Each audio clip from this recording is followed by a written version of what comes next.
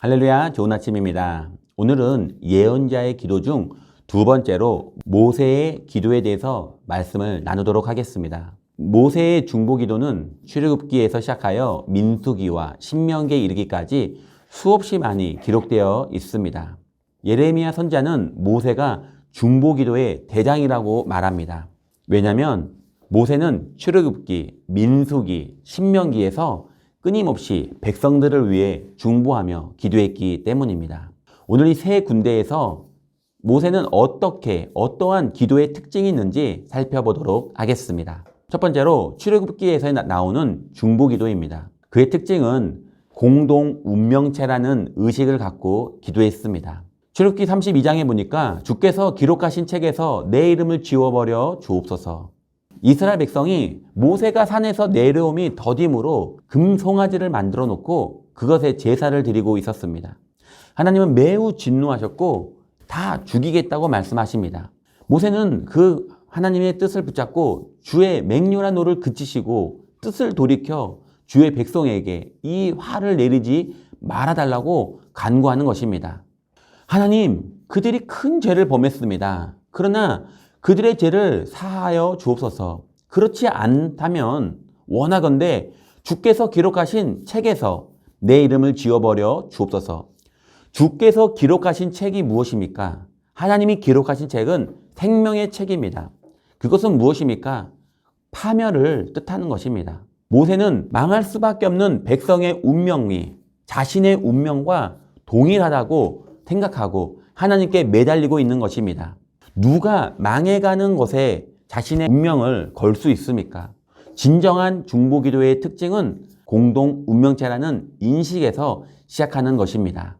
우리는 중보기도합니다. 나라와 민족을 위해서, 우리 교회를 위해서, 우리 목사님을 위해서, 지역과 구역 식구들을 위해서, 내 가족들을 위해서 기도할 때 어떠한 마음으로 기도합니까? 나와 공동 운명체라는 생각을 가지고 인식을 가지고 기도해야 하는 것입니다. 이처럼 그 운명과 내 운명은 동일하다, 같다라고 생각한다면 간절한 기도를 할 수 있습니다. 두 번째, 민수기에 나오는 모세의 중보 기도의 특징은 무엇일까요? 그것은 바로 하나님의 말씀을 근거로 기도했다는 것입니다. 민수기 13장에 모세는 하나님의 명령을 따라 12명을 가나안 땅으로 파송합니다. 12명의 정탐꾼이 돌아와 자신들의 본 가나안 땅에 대해서 보고를 하는데 10명의 정탐꾼은 그 상황을 부정적으로 이야기합니다. 왜 그들은 부정적으로 이야기했을까요? 가나안 땅에 들어가기 싫어서였을까요? 그렇지 않습니다. 믿음이 부족하면 불만과 반항의 행동을 하게 되는 것입니다. 백성들의 이러한 반응은 하나님에 대한 불신앙에서 비롯된 것이고 하나님은 이러한 불신앙의 행동을 보시고 이것은 나를 멸시하는 것이라고 말합니다. 그래서 민수기 14장 11절에 이 백성이 어느 때까지 나를 멸시하겠느냐?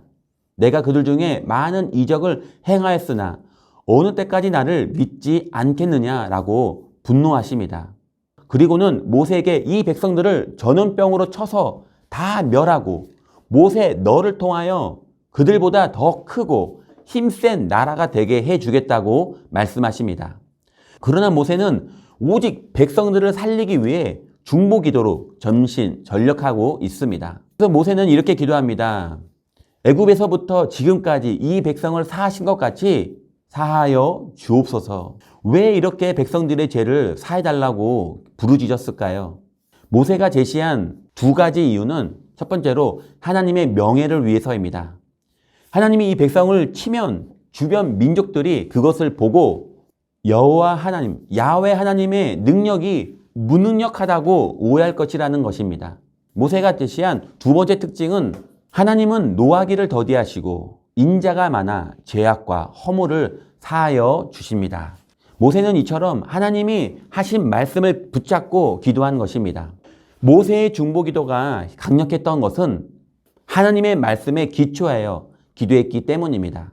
우리 하나님은 약속에 충실하신 분입니다. 그 약속이 성경에 담겨 있습니다. 성경은 약속의 책입니다. 성도의 기도가 세상의 언어보다는 성경의 언어로 채워질 때, 즉 인간의 언어가 아니라 하나님의 언어로 채워질 때 다시 말하면 성경의 말씀으로 채워질 때 가장 효력 있고 강력한 기도가 될 것입니다. 마지막으로 신명기에 나오는 모세의 기도의 특징은 무엇일까요? 바로 우리가 드리는 모든 기도가 반드시 허락되는 것이 아니라는 것입니다. 신명기 3장에 나오는 모세의 간절한 기도는 구하옵나니 나를 건너가게 하옵소서. 모세는 어디로 건너가게 해달라는 것입니까? 모세는 저 요단강을 건너서 약속의 땅을 밟고 싶었습니다. 하나님, 구하옵나니 나를 건너가게 하사 요단 저쪽에 있는 아름다운 땅, 아름다운 산과 레바논을 보게 하옵소서. 약속의 땅에 들어가기 위해 간절히 기도했던 모세의 간구는 하나님이 냉정히 거부하십니다. 신명기 3장 26절에 그만해도 족하니 이 일로 다시 내게 말하지 말라. 모세가 가나안 땅에 진입하지 못하게 된 이유가 무엇입니까? 신명기에서는 백성들 때문이라고 말하고 민수기에서는 모세의 죄 때문이라고 언급합니다. 그 이유가 무엇이든 간에 모세의 기도가 허락되지 않았다는 것이 특징입니다. 신명기 34장에 보면 모세는 이스라엘에서 그에게 견줄 만한 예언자가 없을 정도로 더 나아가 하나님과 직접 대면하는 정도로 이야기 나누는 사람으로 표현합니다. 이에 비추어 볼 때 기도가 반드시 모두 허락되는 것이 아니라는 것입니다. 성경에 나타난 인물 가운데 모세만큼 남을 위해 중보 기도를 많이 한 사람도 없습니다. 그러던 모세가 모처럼 자신의 문제를 위해 간절하게 기도했습니다. 그러나 하나님은 그만하면 충분하다고 모세의 기도를 거절하셨습니다. 우리가 드리는 모든 기도도 100% 우리가 원하는 대로 이루어지는 것은 아닙니다. 따라서 원하는 대로 되지 않는 것도 일종의 응답일 수 있습니다. 많은 세월이 지난 후에 뒤를 돌아보았을 때 진정한 기도의 응답이었구나 하는 것을 뒤늦게 깨닫기도 합니다. 결론입니다. 오늘 모세의 기도를 통하여 무엇을 느낍니까? 모세는 출애굽기, 민수기, 신명기를 통해서 끊임없이 이스라엘 백성들을 중보합니다. 그 망해가는 백성과 나의 운명은 동일하다고 생각하며 공동 운명체 의식을 가지고 간절한 마음으로 기도했습니다. 오늘 나라와 민족을 위해 기도하며 내 가정과 내 이웃을 놓고 내 교회를 놓고 기도할 때 그 교회와 나는, 이 가정과 나는, 내 이웃과 나는, 내 지역 식구들과 나는 하나라는 것을 생각을 가지고 하나라는 공동체 의식을 가지고 간절히 기도해야 될 줄 믿습니다. 모세의 간절한 자신을 위한 기도에 하나님이 거절하신 것처럼 그것도 어쩌면 응답이라는 것을 알 수 있습니다. 모세는 이스라엘 백성을 이끌며 평생을 중보 기도하며 살았습니다. 그리고 아무리 간절한 마음으로 기도해도 하나님이 거절하시면 그것도 응답이라고 여겨야 합니다. 오늘 응답받는 복되는 하루가 되시기를 예수님 이름으로 축원드립니다.